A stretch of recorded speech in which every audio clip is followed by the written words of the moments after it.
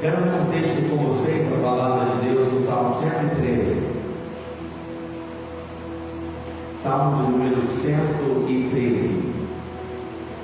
Que diz assim: louvai o Senhor, louvai os servos do Senhor, louvai o nome do Senhor, seja bendito o nome do Senhor, desde agora e para sempre, desde o nascimento do sol até o acaso do ocaso, seja louvado o nome do Senhor.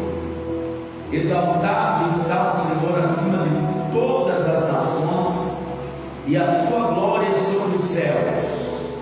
Quem é como o Senhor, nosso Deus, que habita nas alturas, que se curva para ver o que está nos céus e na terra, que do pó levanta o pequeno e do monturo leve o necessitado, para o fazer assentar com os príncipes, sim, com os príncipes do seu povo, que faz com que a mulher estéril habite em família, que seja alegre mãe de filhos. Louvai ao Senhor. Esse salmo diz que Deus pode fazer todas as coisas. Não há nada que Deus não possa fazer. Ele faz desde as grandes coisas até as pequenas coisas. E esse salmo também diz que nós devemos louvar ao Senhor, que nós devemos prestar a Ele um culto, porque Ele está exaltado acima de todas as nações, e a glória dele está acima de todos os céus. E também esse salmo diz que Deus é aquele que se curva para ver o que está nos céus e o que está na terra. Ora, se o Senhor se curva para ver o que está nos céus, aonde estão os céus? Nas alturas. Mas mesmo assim os céus não estão acima de Deus. Deus se curva para ver o que há nos céus e também se curva para ver o que há na terra. E Deus está vendo tudo o que está acontecendo no mundo, amados. Tudo o que está acontecendo na face da terra. Deus tem visto tudo. Deus tem visto você. A Bíblia diz que nem um fio de cabelo cai da nossa cabeça sem que Deus tome conhecimento. Uma árvore não pode cair de uma árvore sem a permissão de Deus. Todas as coisas estão na mão dele, e é por ele e por causa dele que nós estamos aqui esta tarde. Amém? Amém? Vamos dar uma salva de palmas bem bonita a Jesus. A ele a glória, a ele o louvor, o domínio para sempre. Louvado e exaltado a ele. Agora curve a sua cabeça, mas não só a sua cabeça, o seu coração também. Por que isso? Porque às vezes a gente curva a cabeça porque alguém mandou, mas não em reverência. Em reverência, curve a sua cabeça e o seu coração. Deus gosta quando nos prostramos diante dele. Ninguém pode entrar na presença do Rei com a cabeça erguida, com orgulho, é com humildade. Meu Deus e meu Pai, em nome do Senhor Jesus, nós abrimos este culto e nós queremos, Senhor, que Tu reines neste lugar, que Tu domines sobre todas as coisas, que Tu possas operar maravilhas, que Tu possas operar e habitar no meio do nosso louvor, que chegue ao Teu trono, Senhor, que possamos tocar o Teu coração, que possamos engrandecer-Te,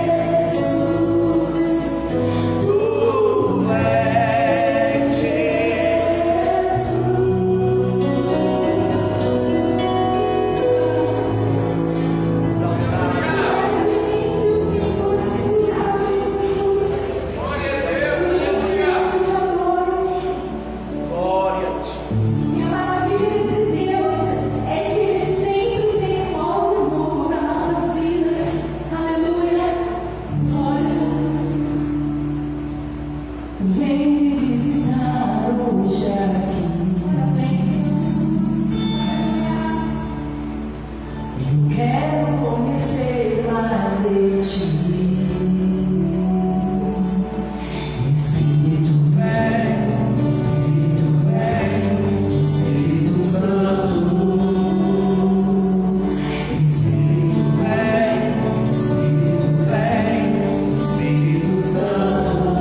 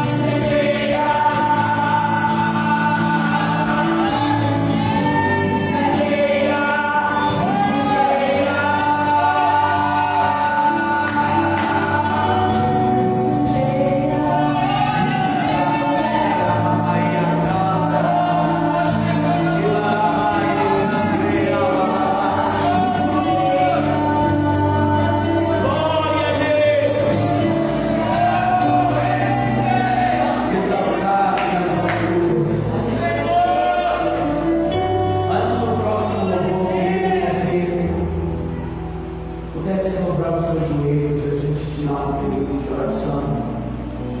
O culto é louvor, é palavra e oração.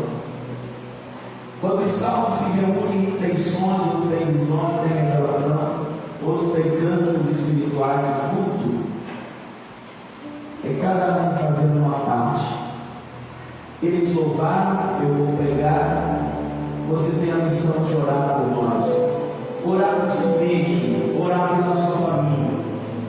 Mesmo você que está acompanhando o culto na sua casa, também faça o mesmo. Coloque o seu joelho aí na sua sala e ore ao Senhor, porque nós precisamos orar. Eterno Deus, glorioso Pai, em nome do Senhor Jesus, o teu Filho, nós nos prostramos e nos rendemos diante de Ti. Em primeiro lugar, para pedir ao Senhor perdão por todas as nossas falhas, por todos os nossos erros. Queremos, Senhor, Te agradecer também pelas Tuas misericórdias, que são a causa de não sermos consumidos, porque as Tuas misericórdias não têm fim, diz a Tua palavra, que elas se renovam a cada manhã. Eu quero nesse momento, Deus, pedir que o Senhor alcance cada coração que veio a esse culto e daqueles que nos acompanham através desta live. O Espírito de Deus sonda os corações, sonda as mentes, Senhor. Tu és o que escolheu os rins, Tu és aquele que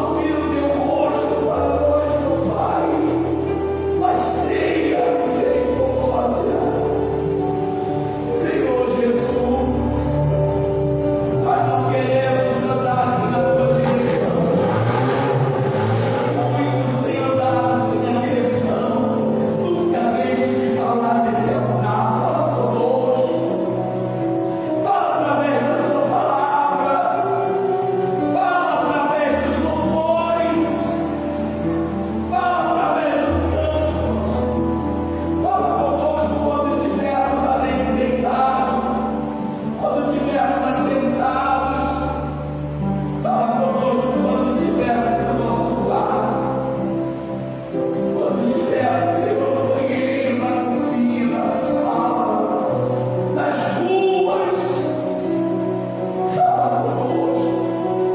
A tua palavra diz que os anjos do Senhor acampam a seu redor daqueles que nos livra.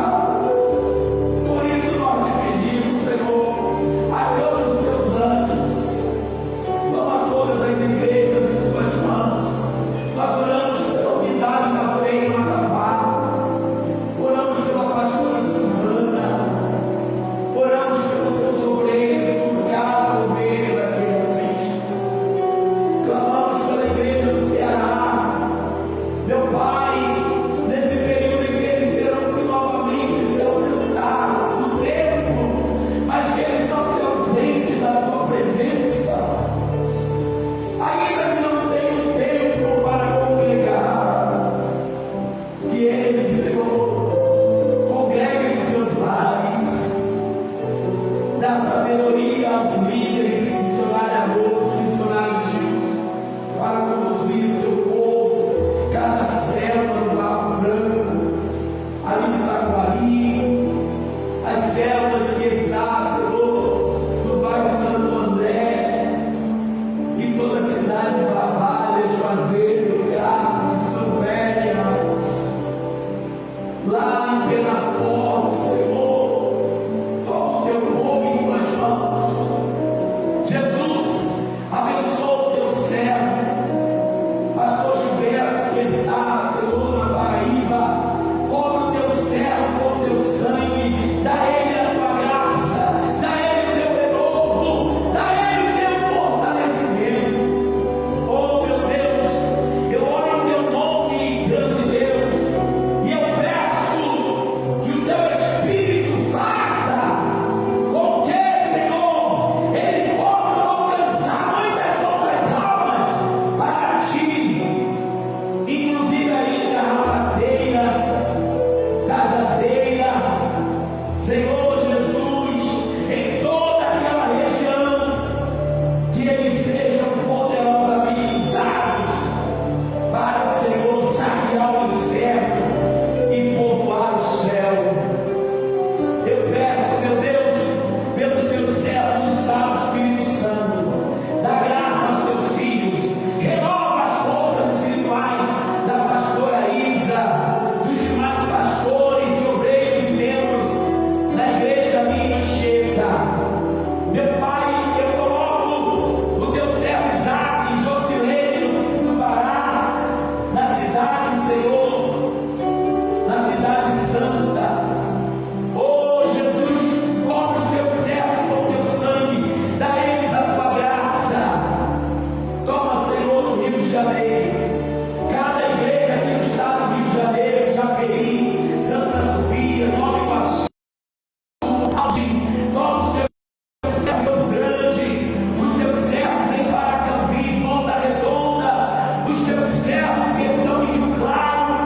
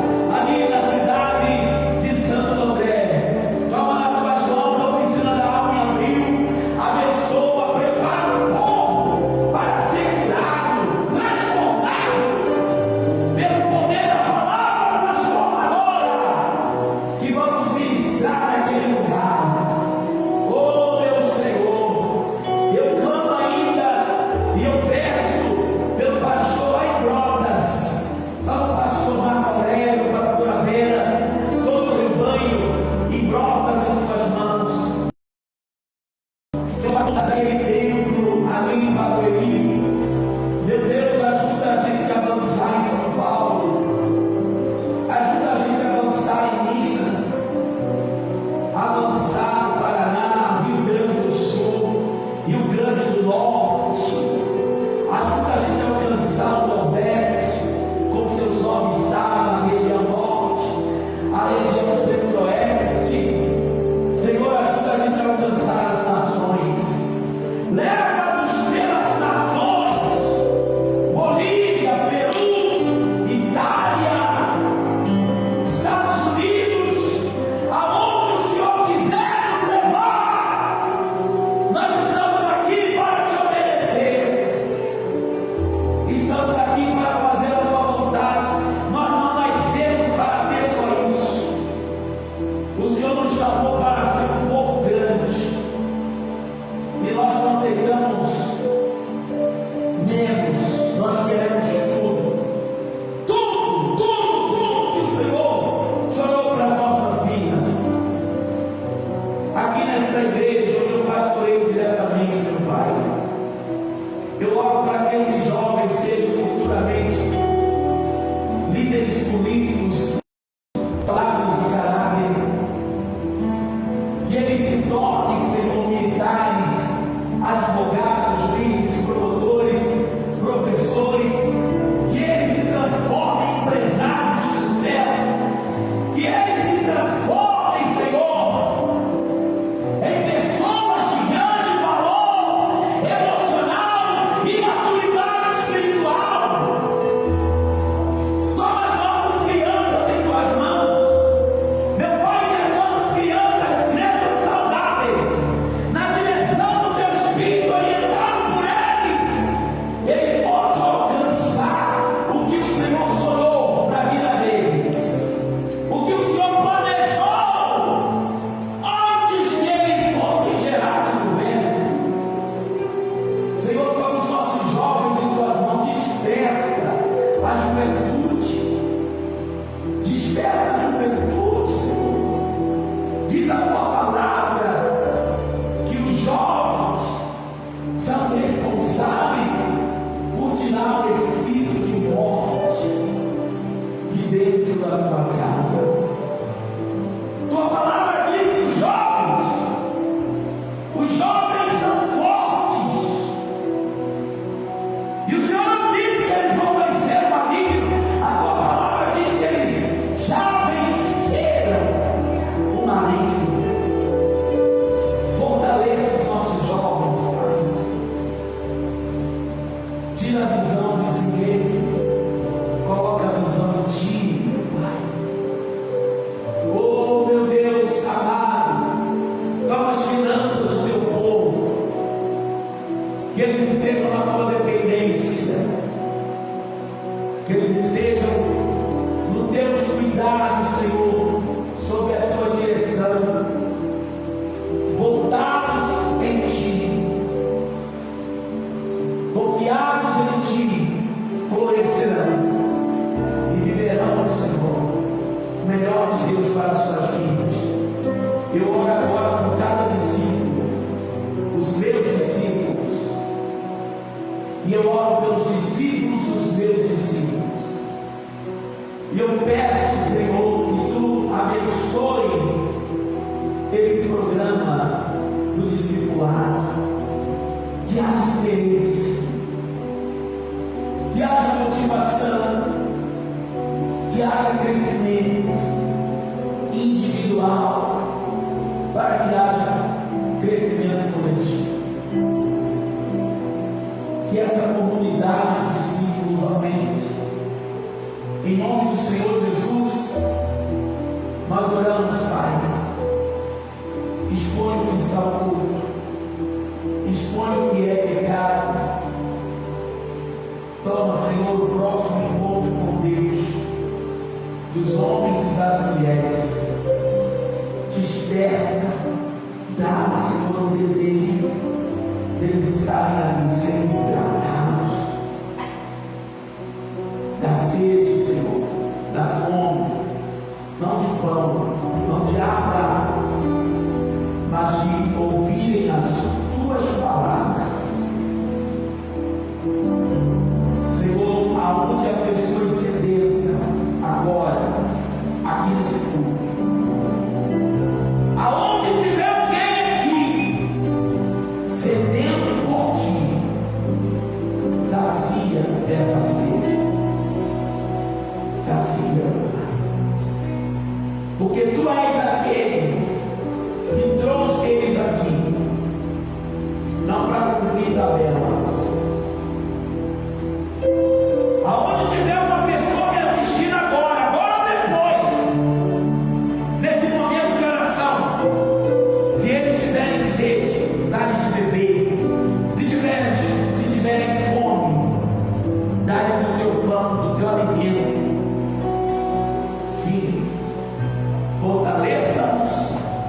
nome precioso de Jesus.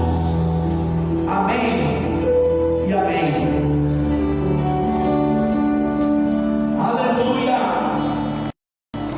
Eu navegarei No oceano, no oceano do Espírito e ali adorarei. e ali adorarei. Abre sua boca e louve ao Senhor. Ao Deus do meu amor. Eu navegarei. Eu navegarei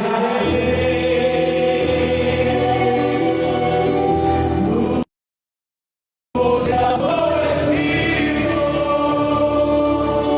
e ali adorarei. Eu adorarei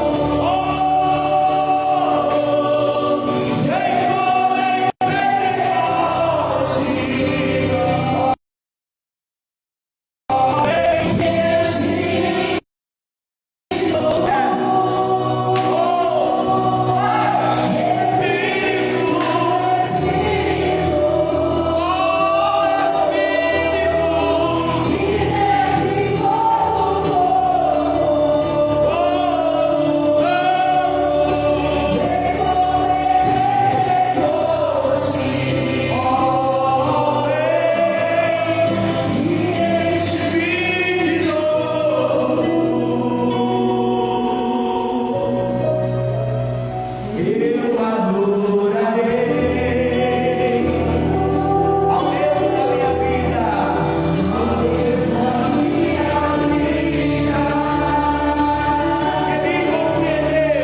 Ele me compreendeu. Sem uma explicação. Olha! Eu adorarei ao Deus da minha vida.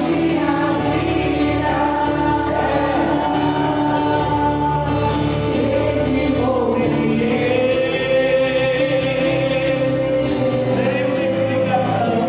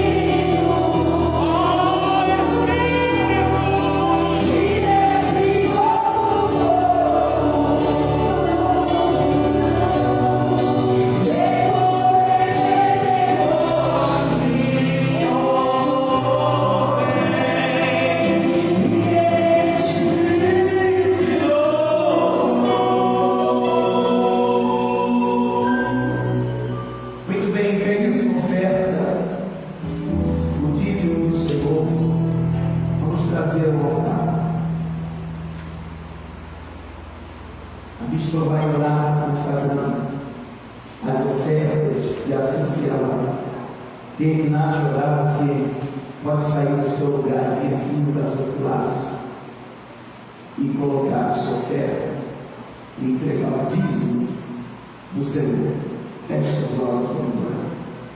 Deus bendito, nós nos aproximamos de Ti, Senhor, com os nossos louvores e com as nossas ofertas e oferecemos a nossa fidelidade nos dízimos de tudo que o Senhor tem nos dado.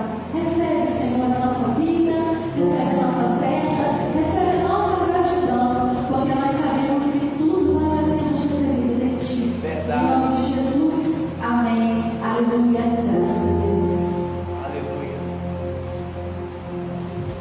vem ao altar. Te louvarei,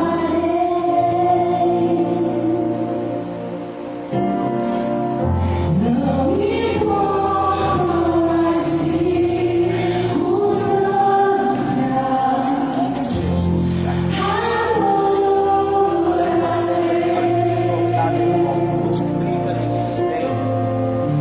somente a ti, Jesus.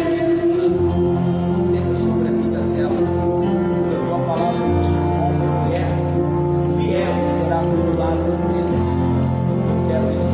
Perto quero estar, Junto aos teus pés, junto aos teus pés, pois prazer maior não há. pois prazer maior não há que viver te adorar. Tudo que há em mim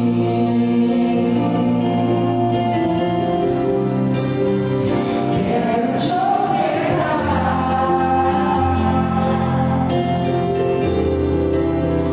mas ainda é você se compara comigo.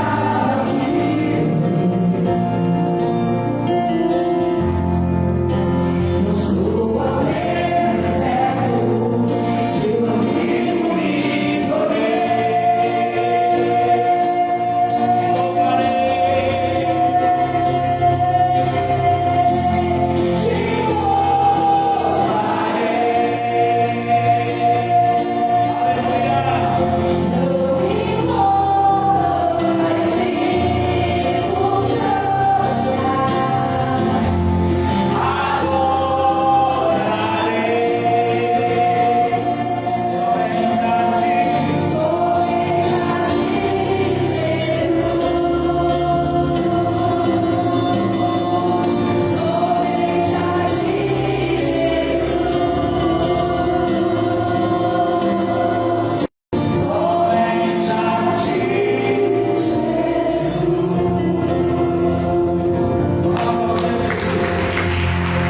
Glória a Deus.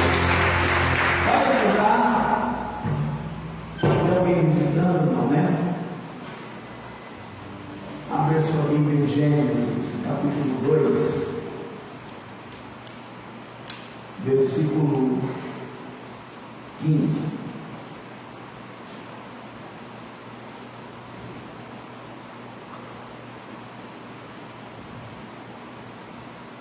Gênesis capítulo 2, versículo 15. Vou ler porque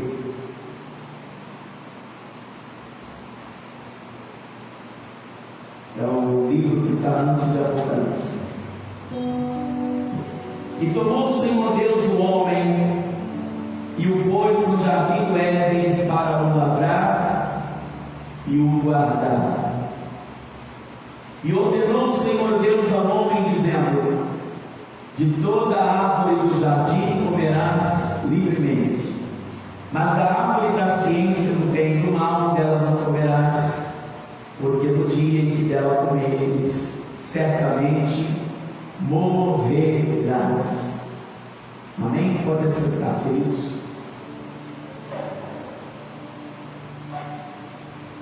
Tem um relatório das nossas viagens para o Nordeste, mas eu vou deixar no culto seguinte, que era a vocação, eu tenho maior com essa palavra que Deus colocou no meu coração. Quero falar sobre limites, até onde eu posso ir. Esse é um tema muito importante que vem assim batendo forte no meu coração. Porque Deus, ao fazer o homem,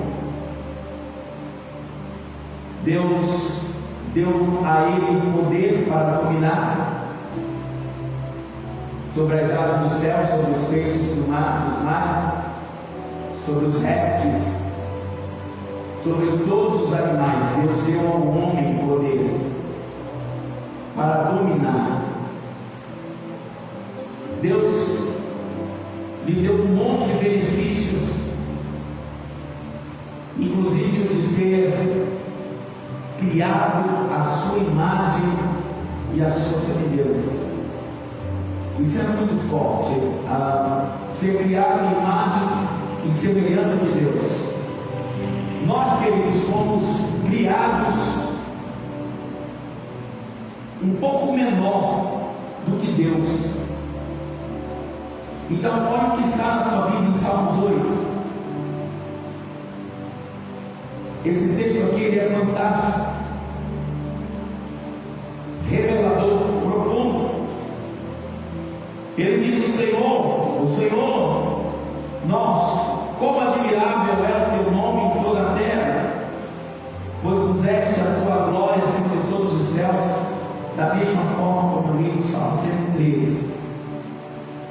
Da boca das crianças e dos que mamam, tu suscitaste força por causa dos teus adversários, para fazer escalar o inimigo e vingativo. Quando vejo os céus, obra dos teus dedos, e a lua e as estrelas que preparaste, fica claro que nada do que existe veio da teoria da evolução, mas os dedos de Deus o fizeram. Versículo 4: que é o homem mortal para que te lembres dele? Que é o homem mortal para que te lembre dele? E o filho do homem para que o visites? Olha como Deus nos fez. Contudo, ainda que nós somos mortais, ainda que nós somos imperfeitos, ele diz: pouco menor fizeste do que Deus. E algumas Bíblias dizem do que anjos. Mas é óbvio que ele está dizendo não pouco menor do que anjos. E ele diz: de glória e de honra coroados. O homem foi coroado de honra e glória. Diga comigo: eu fui coroado de glória e de honra. Coroa é dar para quem é rei. Rei tem o cetro de governo. Olha o versículo 6: fazes com que ele tenha o quê? Domínio sobre as obras das tuas mãos. Tudo que Deus criou, ele sujeitou a mim. Tudo puseste debaixo dos teus pés. Então Deus não nos fez seres quaisquer. Deus nos fez seres dotados de privilégios. Todas as ovelhas e bois, assim como os animais do campo, as aves do céu, os peixes do mar e tudo que passa pelas veredas dos mares, está debaixo do governo do homem. Ó Senhor nosso, como admirável é o teu nome sobre toda a terra. Então, ser criado à imagem e semelhança de Deus nos mostra que Deus não nos fez seres insignificantes, mas de valor. Eu tenho duas ações para fazer com vocês. A primeira: o mesmo Deus que criou o homem com liberdade e o colocou sobre muitas coisas, o mesmo Deus que o coroou de glória e honra, também lhe deu uma ordem. Deus lhe impôs limites. Deus deu toda essa liberdade, mas também impôs limite. Deus colocou Adão e Eva no jardim do Éden, no paraíso, mas manter-se no jardim era a responsabilidade de Adão, não de Deus. Deus muitas vezes nos coloca no paraíso, nos coloca em lugares altos, nos coloca em posição privilegiada. Deus muitas vezes nos faz com que a gente assuma a posição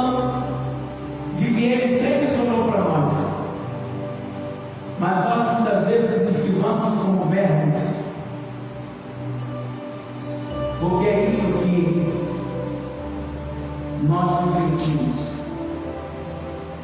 Mas Deus precisa resgatar em nós essa identidade de filhos, e não de verme, não de pó, não de cinza.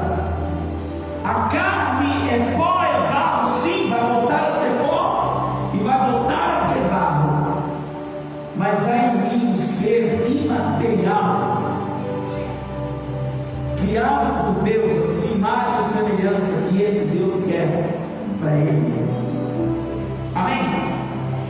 A segunda observação que eu quero fazer nesta tarde é: Deus, em toda a história do seu povo, sempre foi muito preocupado em ensinar.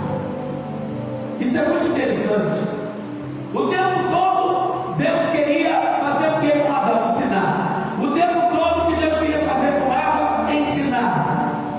Quando ele chamou Noé, o que Deus fez? Lhe deu instruções de como fazer a arca, de como escapar do dilúvio. Quando Deus chamou Abraão, lhe deu instruções. Constantemente aparecia com Abraão e dizia: não vai pelo caminho tal, não entra por esse caminho, não segue esse. Deus sempre esteve interessado em ensinar. Quando ele levanta Israel, ele sempre deu orientações. Nas estratégias de guerra, Davi nunca venceu nenhuma batalha sem instrução de Deus. Todos os reis que iam para as guerras sob instrução de Deus. Da mesma forma, meu querido, se você não permitir que Deus te ensine, que Deus te instrua, que Deus te guie pelo caminho, você vai se arrebentar. Ai de mim se eu não buscar a direção de Deus para conduzir um rebanho, para dirigir uma igreja, ou melhor, várias delas. Se eu não tiver sabedoria de Deus para orientar os meus líderes, o que seria de mim? Assim também, meu amigo, a sua vida, Deus te deu o poder para dirigi-la, mas debaixo da orientação dele. Quantos dizem amém? Quando a gente fala em ensinar, a palavra mais correta é que Deus não ensina, porque Ele não é professor. A palavra correta para as instruções que Deus dá se chama educar. Deus é educador. Educar é levar a pessoa a pensar. Um professor na escola, muitas vezes assim, quando eu fiz o antigo primeiro grau, né? Chama primário, depois primeiro grau, colegial, segundo grau, essas coisas aí. E é engraçado que os professores passavam as lições no quadro negro, dava todas as instruções, a gente levava os deveres para casa, fazia os deveres para casa, estudava alguns livros, pesquisava algumas coisas, às vezes para ter pontuação tínhamos que pesquisar e fazer um trabalho, seja individual ou em grupo, e por aí vai. E o professor na escola, ele tem mais uma função de ensinar, mas quando você vem para a faculdade, a coisa muda. O professor, ele entra dentro de sala de aula, dá um tema da matéria. Olha, eu sou professor de tal disciplina, por exemplo, metodologia da pesquisa, e ele vai dar ali alguns caminhos da metodologia da pesquisa, e a partir daí ele vai dizer para você: ler o livro tal você se vira para aprender. Porque o professor da faculdade, ele está ali para levar você a pensar. Por isso que Deus se encaixa nesse tipo de professor, como educador, porque Deus, o tempo todo, não tira a sua capacidade de raciocínio. Deus não nos trata como animais, Ele não nos tira o livre-arbítrio. Educar é levar a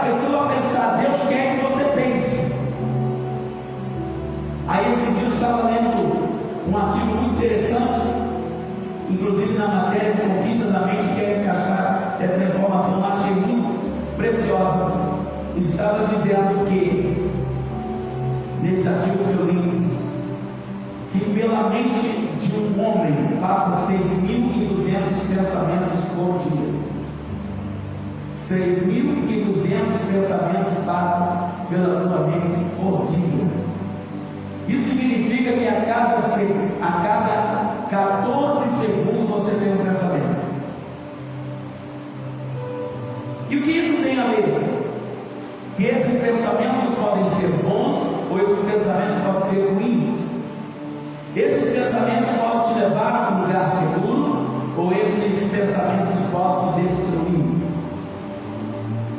Cabe a você ter a liberdade de memorizar, refletir, principalmente filtrar o que passa pela sua mente.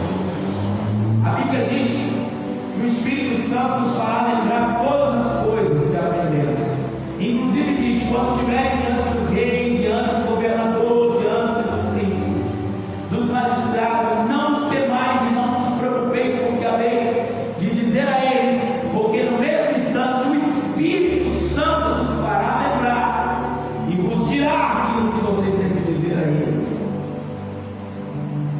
Então o Espírito Santo, sua maestria, nos ensinando uma coisa que tem que encaixar na sua mente, assim como encaixou na minha: o dinheiro, o ouro, a prata, o carro, por mais valioso que seja, a casa, por mais palácio que ela seja, por mais importante que seja tudo isso em nossa vida,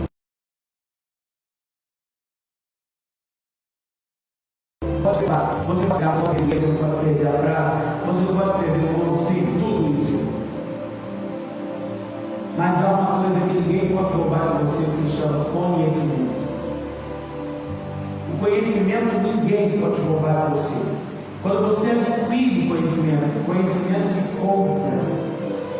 Por isso que Salomão diz: adquira conhecimento. Adquirir no sentido de comprar. Conhecimento não se recebe de graça, se paga por ele. Há um preço para ter conhecimento. E quando você tem esses conhecimentos, é a maior riqueza que você pode ter, porque isso ninguém poderá roubar de ti. Então eu quero, baseado nessa ideia de conhecimento, dizer uma coisa importante, algumas coisas importantes. Primeiro, falta educação no berço. Nós estamos trabalhando esse ano apostólico da família. Está faltando, queridos, educação no berço. Eu estou dizendo que está faltando limites a partir do berço. Não se impõe limites quando a criança já está maior. Do berço você já começa a colocar limites. Você já começa a educar do berço.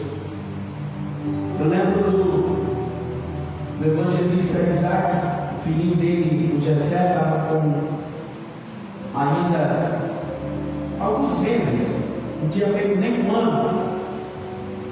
E ele, o Jessé, pegava a mão assim, mas largava a mão na cara da mãe dele.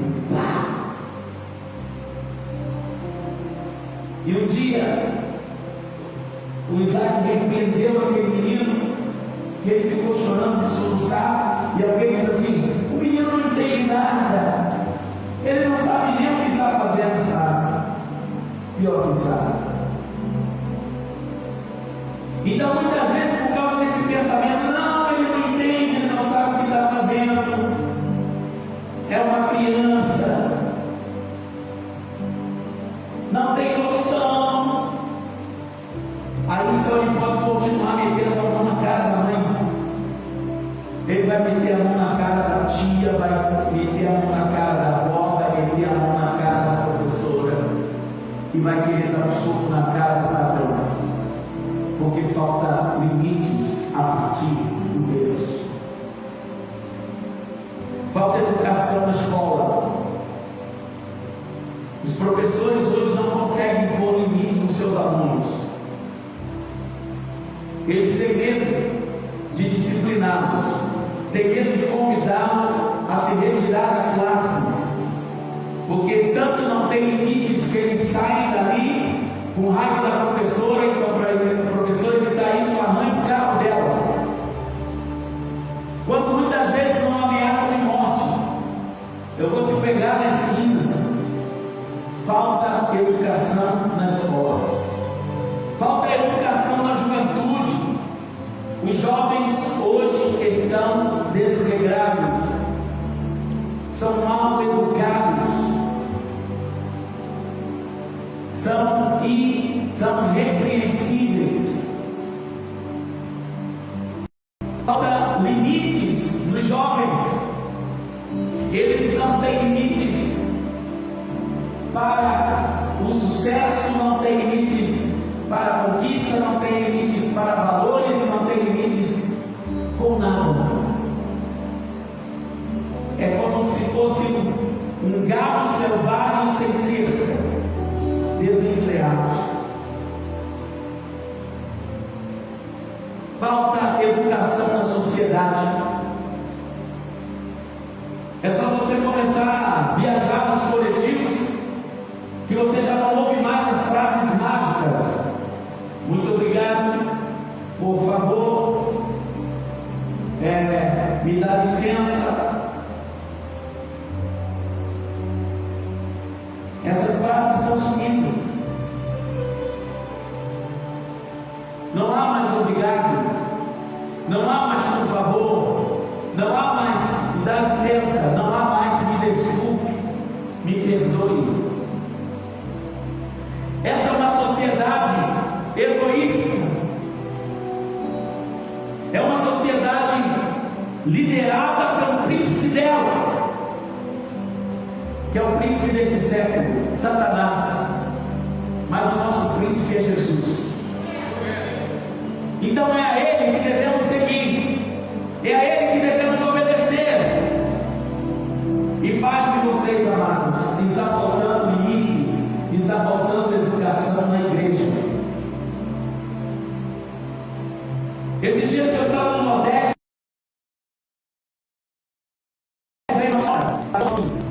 e ela decidiu aceitar Jesus no final do culto. E eu pensei que ela tinha aceitado Jesus porque ela estava feliz por encontrar Jesus. Eu vi que depois vai ter que fazer um processo de trabalho, de ensinamento sobre quem é Jesus, da decisão que ela tomou. Porque ao final ela disse: meu filho, eu vou vir para essa igreja. Eu não sabia que a igreja evangélica era assim. Porque lá na nossa igreja, as pessoas, enquanto o padre está pregando, elas estão no celular.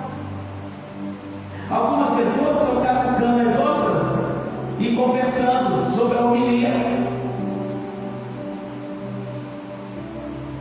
E eu estou ficando irritado porque as crianças não param no lugar, andam para lá e para cá, é uma bagunça danada. E eu não consigo entender nada do que se fala. As pessoas simplesmente sentam no banco e saem dali e ficam lá fora e conversam, trocam informações, vendem produtos. E eu falei: não sabe ela que há muitas igrejas que infelizmente estão assim, porque seus pastores não têm coragem de educar o seu rebanho, não têm coragem de discipliná-los, não têm coragem de aborrecê-los. Pastor nenhum pode fazer questão de ser amado pelo povo, porque pastor não tem que ser populista, pastor não tem que ser popular, pastor não é político, pastor não precisa engambelar você para ter o seu voto, porque quem colocou você na frente da igreja foi Deus, e quem pode tirar é só Ele. Então você não depende do voto das pessoas para permanecer ou não liderando, mas você depende de Deus. Isso significa que se você estiver fazendo mal, o seu trabalho Deus porá outro em teu lugar. Isso tem que entrar na mente das pessoas, porque falta educação até na igreja. Falta limites. As pessoas não querem limites. Amado, Deus tem limites. O Adão e Eva impôs limites. As pessoas não gostam de limites, mas há limites.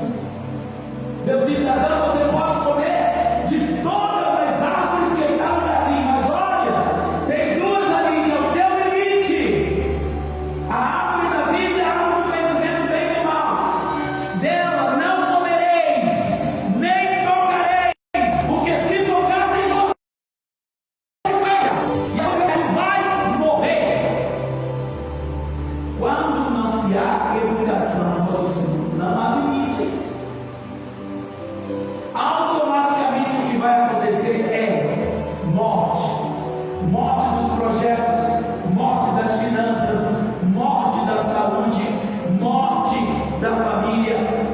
Morte nem sempre é morte física aqui, mas é morte de coisas que na nossa vida começam a dar errado.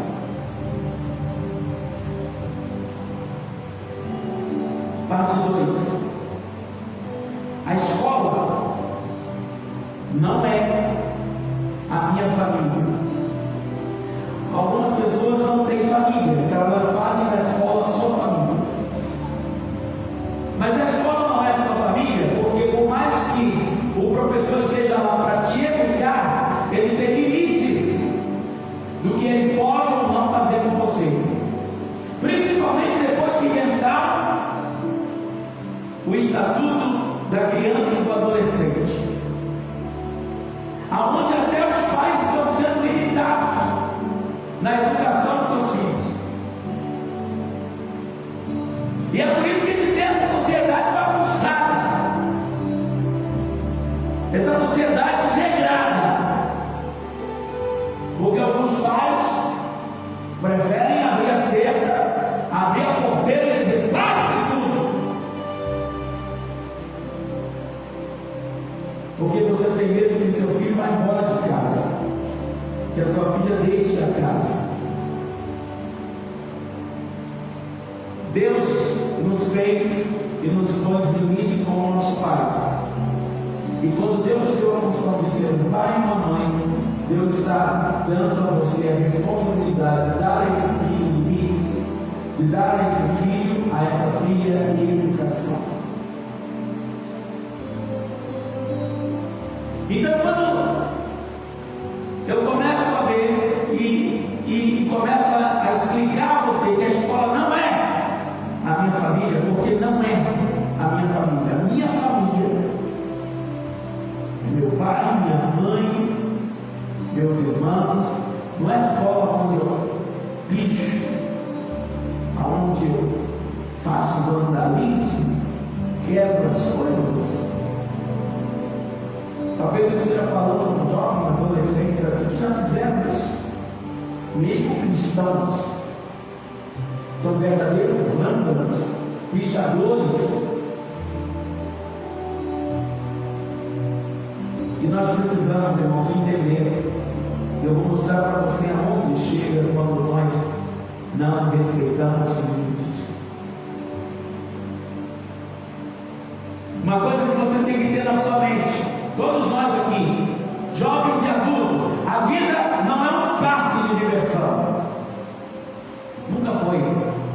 Alguns levam a vida como se ela fosse um parque de diversão. Um parque de diversão é um momento passageiro. Você vai em um parque de diversão, você escolhe ali: eu quero roda gigante, vai na roda gigante, eu quero ir no cabum.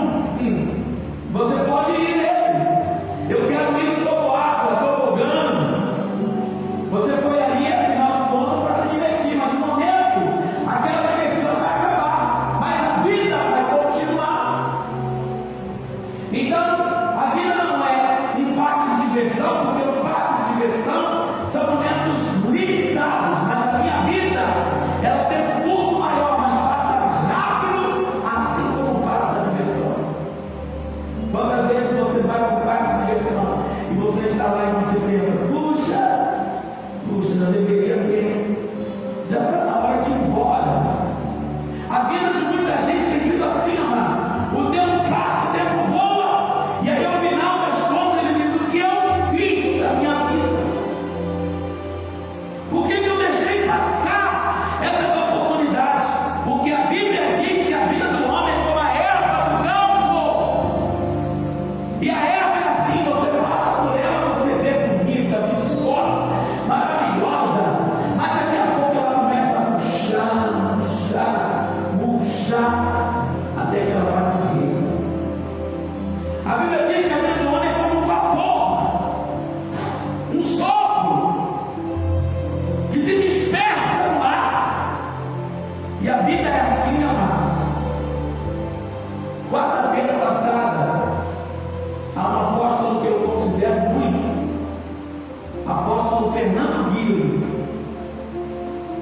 Aprendi muitas coisas com aquele homem, e muitas das mensagens que eu preguei aqui não foi plágio, mas eu encaixei muitas coisas e adaptei para a nossa realidade. Um homem de Deus, 41 anos,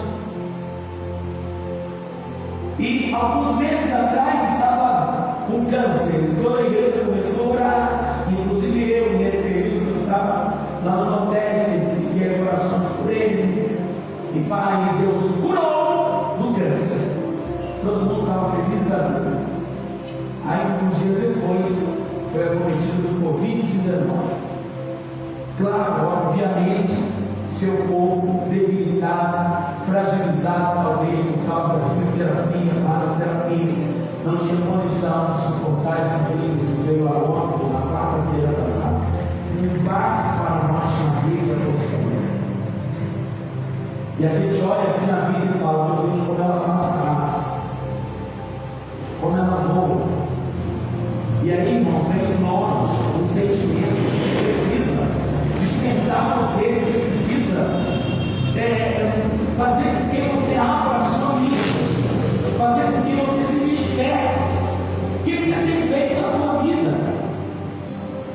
Os dias estão passando, as horas estão avançando. A vida não é um parque de diversão. Outra coisa, as professoras da escola não são suas tias. Uma coisa que eu não gosto dos adolescentes aqui na igreja é chamar a sua amiga de tia. Elas não são sua tia. Porque tia dá uma ideia de deixar a pessoa fazer e cumprir uma falsa liberdade. Na casa da tia, você faz tudo. É o mesmo ditado para a casa da mãe Joana, a casa da tia. Então, a tia das crianças, a tia da escola, a tia da salinha das crianças, da ideia que a tia não vai me disciplinar, a tia não vai me chamar atenção, a tia vai me entender, quando na verdade a tia tem a responsabilidade de pôr limites. Por isso que quando alguns são sacrilejados e impõem limites a eles, eles dizem: tia. Então a gente tem que tirar essa ideia. As professoras não são tias. As professoras são educadoras. Elas estão ali para pôr limites. O pastor da igreja não é seu pai, o pastor da igreja, ele é o seu guia espiritual. Guia é quem dirige. Guia é quem orienta. Guia é quem põe limites. Guia é quem diz: não pode. Guia é aquele que diz assim: não vá por esse caminho, vá por esse. Mas esse eu não quero, mas obedeça. Então você que me assiste em casa, o seu pastor não é seu pai, pastor. Ele é teu guia espiritual. Isso significa que você deve a ele respeito. Jovens e adolescentes que estão aqui, o professor da escola não é o teu brother. Meu brother, não é. Professor da escola é o teu guia, é o teu educador, é o que sabe para os limites. Nós precisamos resgatar a educação no mundo. Quem está me ouvindo, diga amém.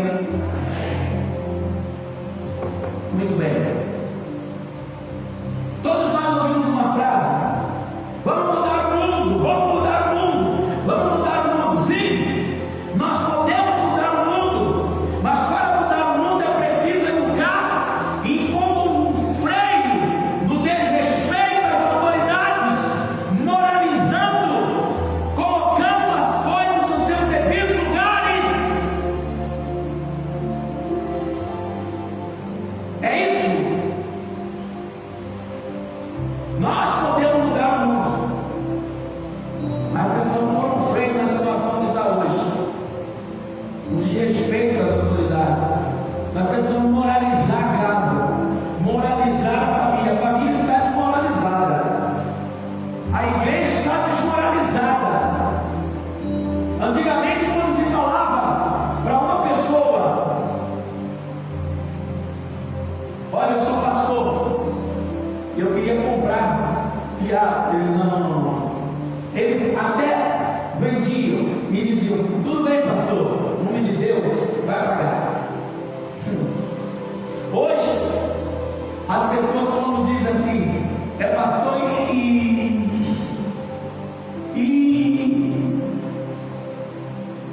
o que dirá os crentes? Mas precisamos moralizar as coisas, colocando as coisas no devido lugar. Sabe por que, amado, eu estou dizendo isso? Porque no mundo real, antes de falar do mundo real, deixa eu falar do mundo virtual. A maioria das pessoas hoje, eu estou dizendo, desde a vovó até a criança de 0 anos, 0 de idade, já vive no mundo virtual. Não é? É incrível como cedo os pais colocam um celular, um tablet, internet na mão de criança.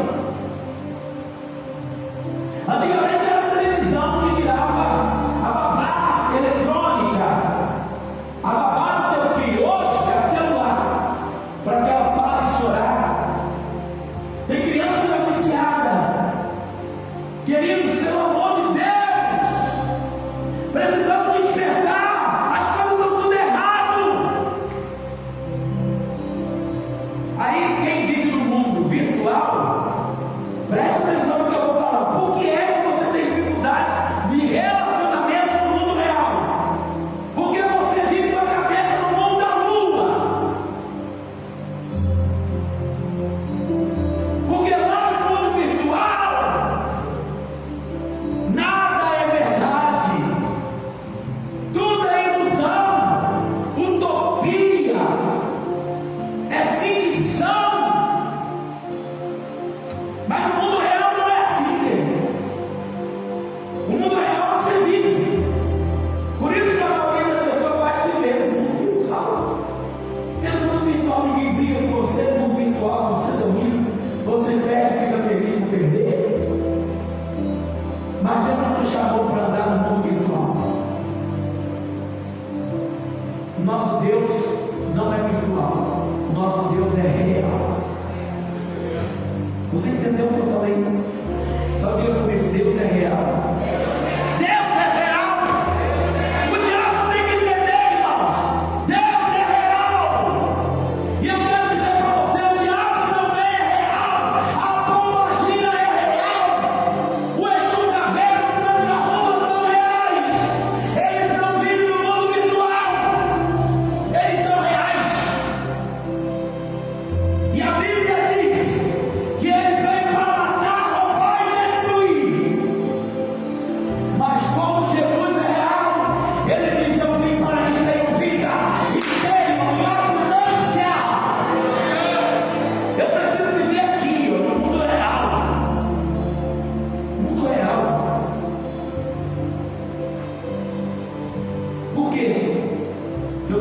continuar com o mundo real, porque você pode continuar vivendo no mundo virtual, você pode continuar vivendo ficção, utopia, levando a vida como parte de diversão, não respeitando limites nem valores morais, éticos, etc. E o seu final será na delegacia. E na delegacia você não tem pai. Na delegacia não adianta gritar mãe. Na delegacia não adianta chamar o irmão mais velho. Lá as coisas são reais. Lá não é novela. O delegado não é o teu pai.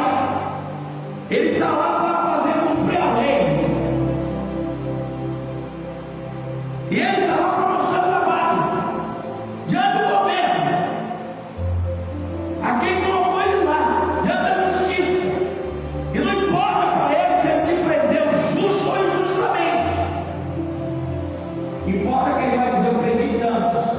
E você nessa redoma da vida, nesse vai e vai da vida, você vai junto.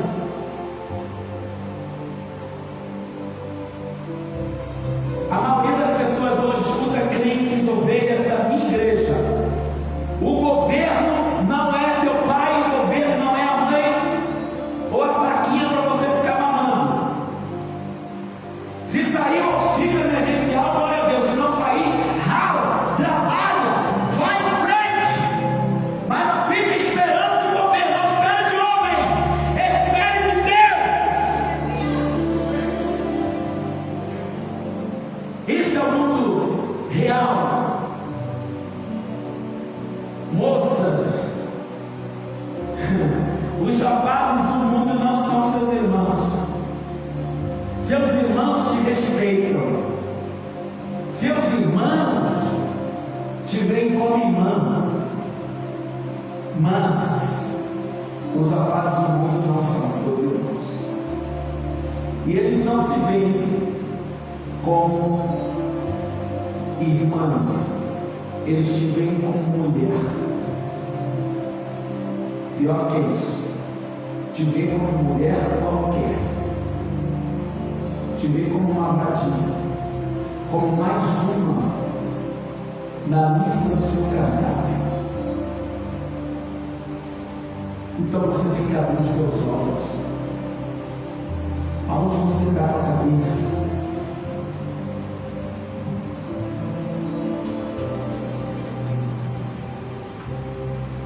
E é por isso que as pessoas nos consideram errados quando dizemos: arrume um par dentro da igreja, arrume um amor cristão.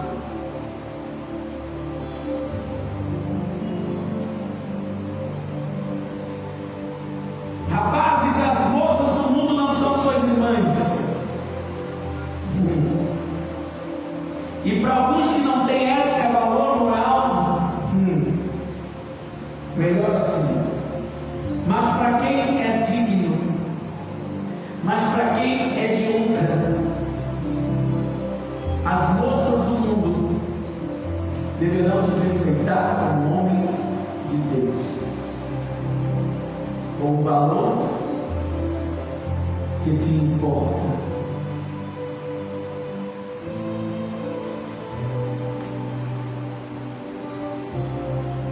Os traficantes não são teus amigos. Isso é o mundo real. Estou mentindo? Os traficantes, eles estão interessados em uma coisa: em que você os sirva vendendo as drogas, que muitos jovens se drogam para pagar, ou melhor, traficam para pagar as drogas que usam. Até ter uma overdose, uma sobrecarga de drogas que morrem. A gente precisa abrir os olhos das pessoas e mostrar o mundo real. Sabe como nós devemos impor limites, irmãos? A partir da nossa casa, nós devemos impor limites na empresa, nós devemos impor limites na igreja, nós devemos impor limites educando em todos os lugares onde tiver pessoas.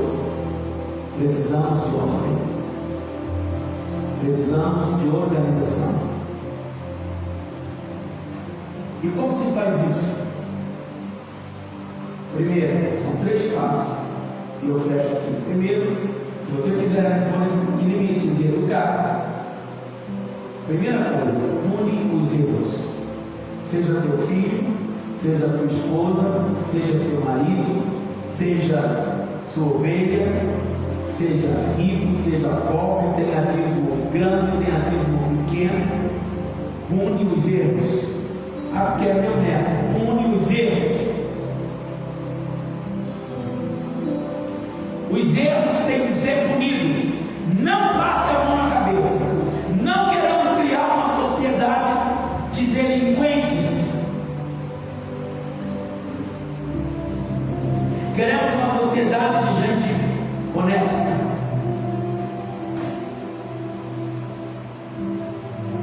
Existem pessoas que são bom de punir os erros, mas o segundo também ajuda a educar. Qual? Premir os acertos. Nem sempre as pessoas erram, às vezes as pessoas acertam, e por elas acertarem, elas precisam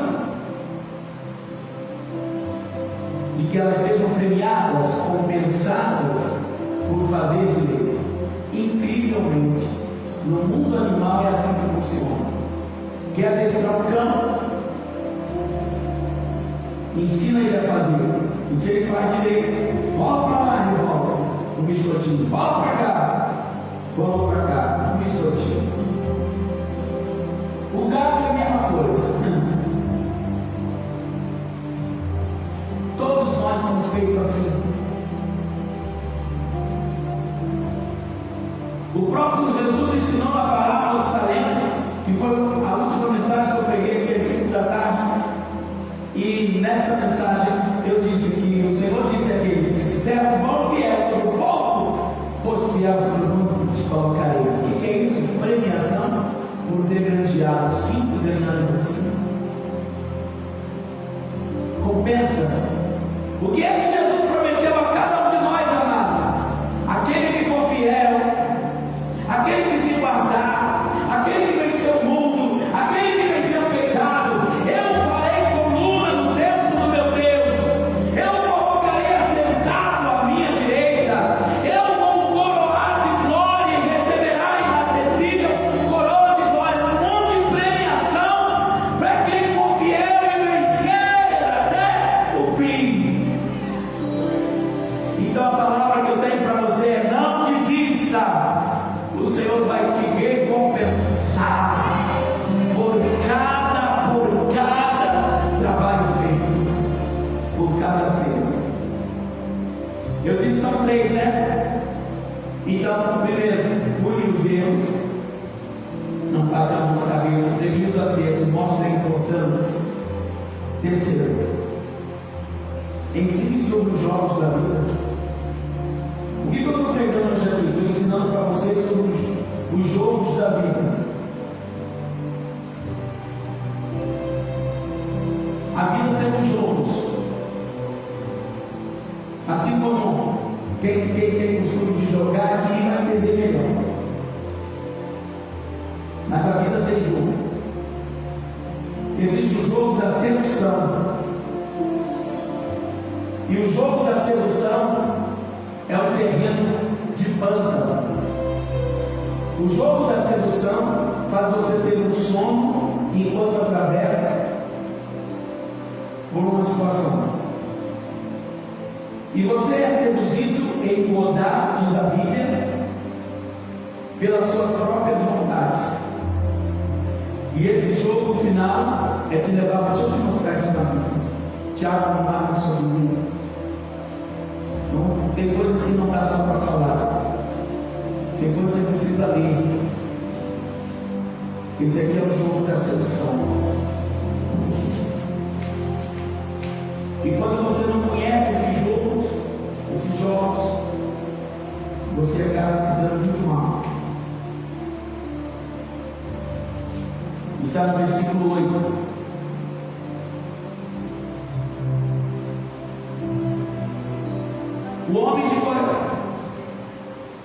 O homem de coração dobre é inconstante em todos os seus caminhos. O que é dobre?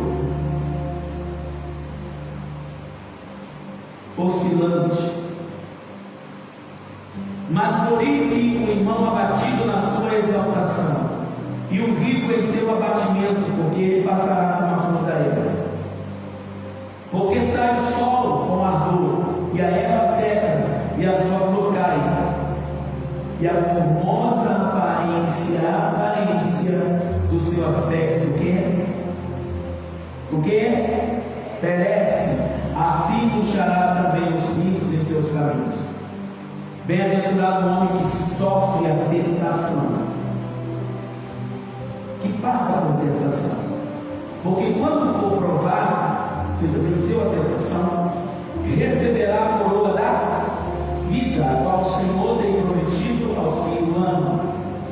Ninguém sendo tentado diga: de Deus sou tentado, porque Deus não seduz ninguém, Deus não tenta ninguém, para não ser também seduzido pelo mal. Mas cada um é seduzido ou tentado em engodar quando é atraído e engodado pela sua própria concupiscência, desejos incontrolados. É isso que é concupiscência. Depois, havendo a concupiscência, ou seja, os desejos incontrolados, que eu não tenho controle sobre eles concebido, dá a luz ao pecado, e o pecado sendo consumado vai gerar o quê? A morte. Então o terreno da sedução é contra a vida.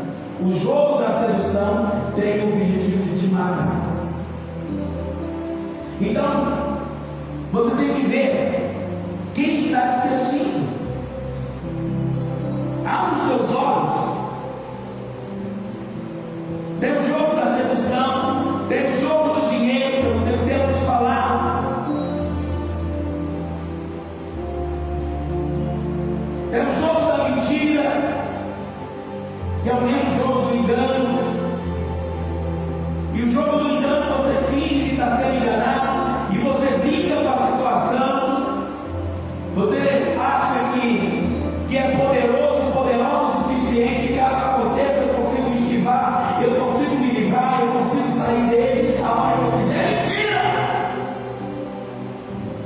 Porque é como uma teia de aranha, e as coisas vão te enrolando, até que chega um momento que você se sufoca. Então, a partir de hoje, respeite o seguinte: imagine que se nós dirigíssemos pela estrada, e a estrada dissesse 110 por hora e você passa 180. Por que não respeitar o limite? Por que não respeitar a sinalização? Por que não obedecer o que está escrito? Não é uma questão de submeter ao governo, é uma questão de sobrevivência, salvar a minha própria vida. É uma questão de amar a mim mesmo. Então eu quero que Deus, em sua misericórdia, aplique essa mensagem dentro de você, meu amado, minha amada. Porque Deus falou conosco nessa tarde. Deus está falando sempre nessa igreja. Que você ouça a voz de Deus e se arrependa e viva o tempo.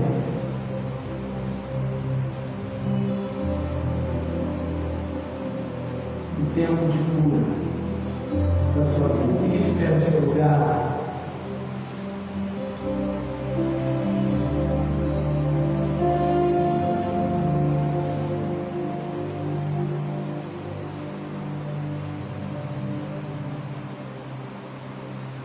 Santo é o Senhor.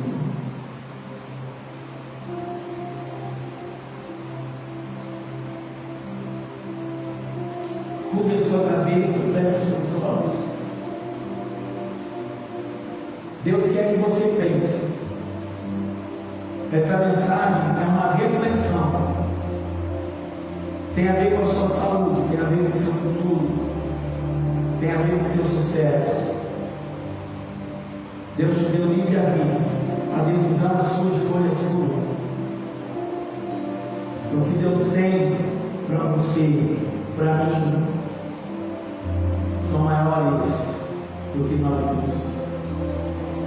Os sonhos de Deus são maiores do que os nossos. Os planos de Deus são melhores do que os nossos planos. Esse é o tempo para você orar, para você falar com Deus a parte que lhe cabe. Aleluia, aleluia, aleluia.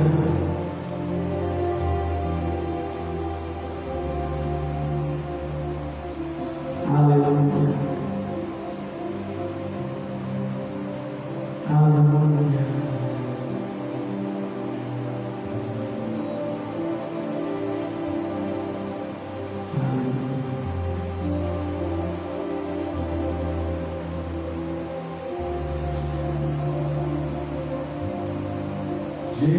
Jesus, te entronizamos,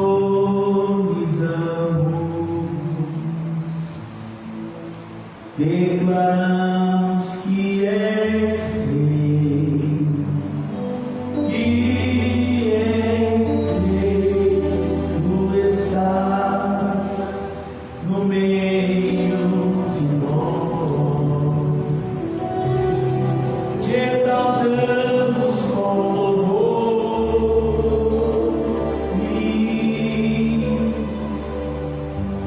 Jesus, te entronizamos na minha vida, declaramos que és Rei, tu estás no meio de nós, te exaltamos com louvores, te exaltamos com louvores,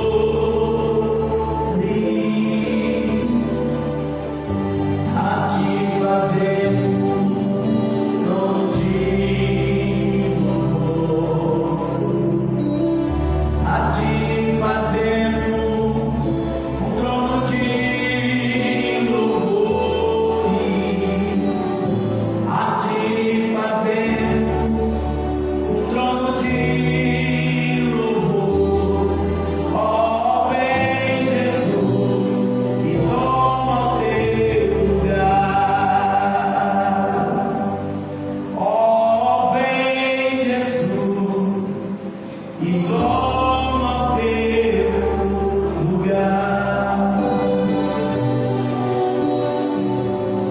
O amor de Deus, a graça do Deus Filho e a comunhão do Espírito Santo seja com a tua vida. E todos digam amém. Com a paz, Deus te abençoe.